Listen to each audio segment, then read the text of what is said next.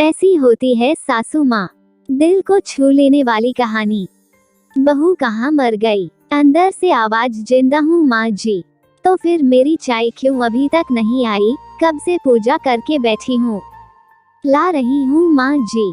बहू चाय के साथ भजिया भी ले आई। सास ने कहा, तेल का खिलाकर मरोगी क्या?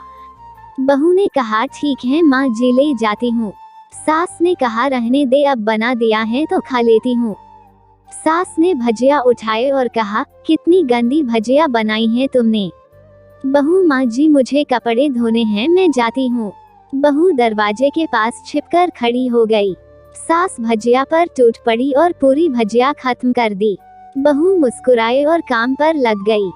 दोपहर के खाने का वक्त हुआ। सास ने फिर आवाज लगाई, कुछ खाने को मिलेगा? बहू ने आवाज नहीं दी। सास फिर चिल्लाई, भूखे मारोगी क्या? बहू आई सामने, खिचड़ी रख दी। सास गुस्से से, ये क्या है? मुझे इसे नहीं खाना, इसे ले जाओ। बहू ने कहा, आपको डॉक्टर ने दिन में खिचड़ी खाने को कहा है, खाना तो पड़ेगा ही।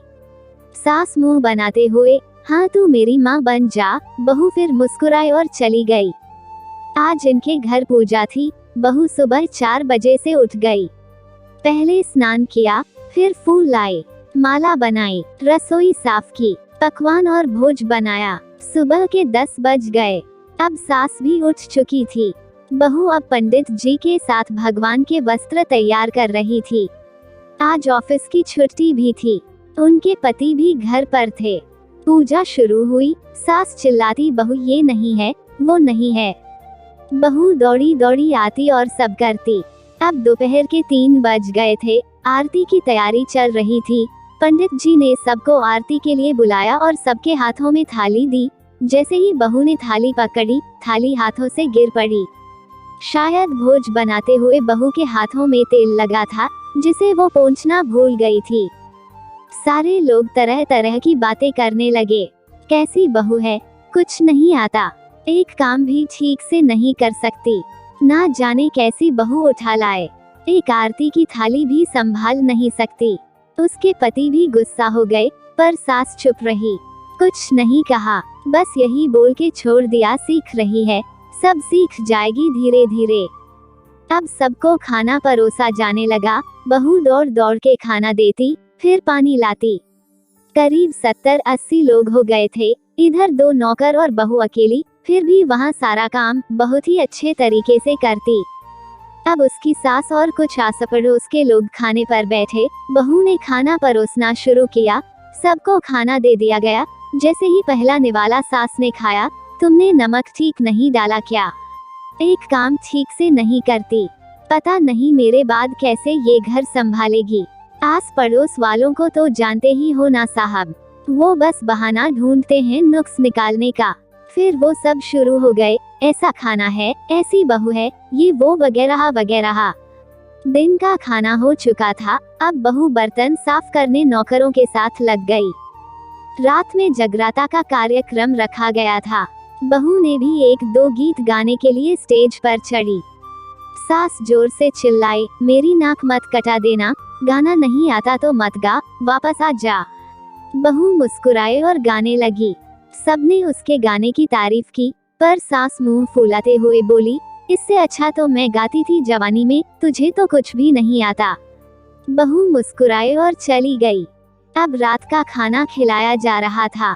उसके पति के ऑफिस के दोस्त साइड में ही ड्रिंक करने लगे। उसका पति चिल्लाता, थोड़ा बर्फ लाओ, तो सास चिल्लाती, यहाँ दाल नहीं है, फिर चिल्लाता, कोल्ड ड्रिंक नहीं है, पापड़ ले आओ।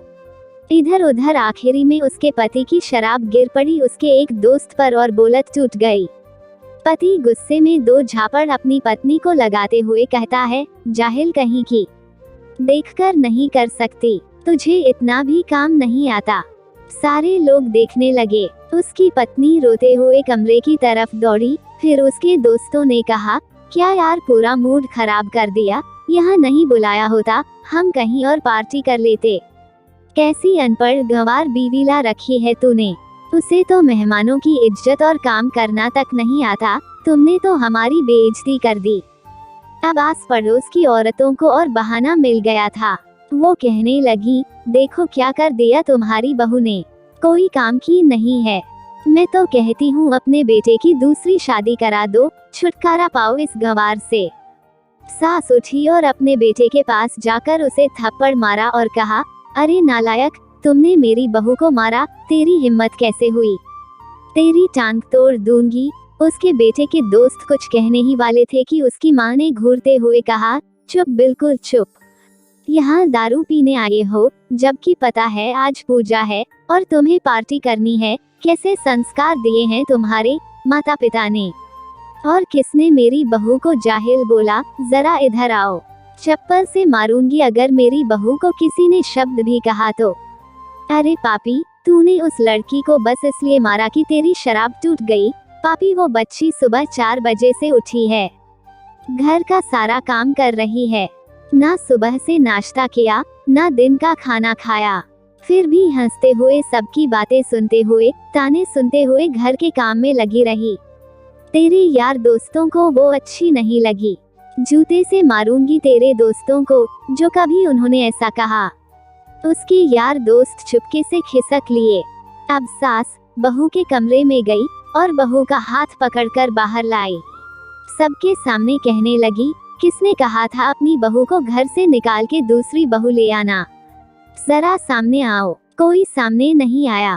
फिर सास ने कहा, तुम जानते भी क्या हो इस लड़की के बारे में, ये मेरी माँ भी है, बेटी भी। माँ इसलिए मुझे गलत काम करने पर डांटती हैं और बेटी इसलिए कभी कभी मेरी दिल की भावनाएं समझ जाती हैं। मेरी दिन रात सेवा करती है, मेरे 1000 ताने सुनती है पर एक शब्द भी गलत नहीं कहती, ना सामने ना पीठ पीछे। और तुम कहते हो दूसरी बहू ले आऊं।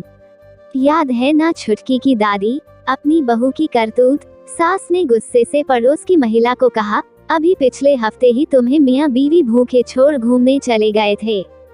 मेरी इसी बहू ने 7 दिनों तक तुम्हारे घर पर खाना पानी, यहाँ तक कि तुम्हारे पैर दबाने जाती थी, और तुम इसे जाहिल बोलती हो। जाहिल तो तुम सब हो जो कोयले और हीरे में फर्क नहीं जानते।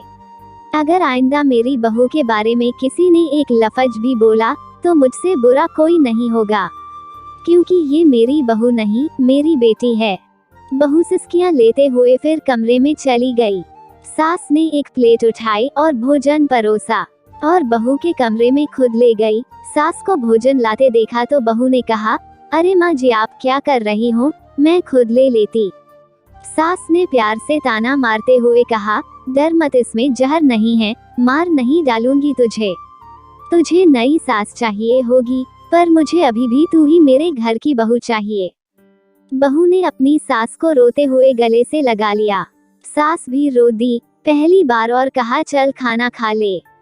फिर मजाक करते हुए कहा, फिर मेरे पैर दबाने चले आना, और ये ख्याल मन में मत लाना कि सास पैर बोलती है, किसी दिन मैं इसका गला दबा दूंगी, क्योंकि कभी मैं भी यही सोचती थी।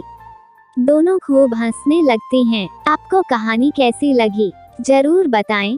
फिर मिलते हैं एक और नया इंटरेस्टिंग कहानी के साथ।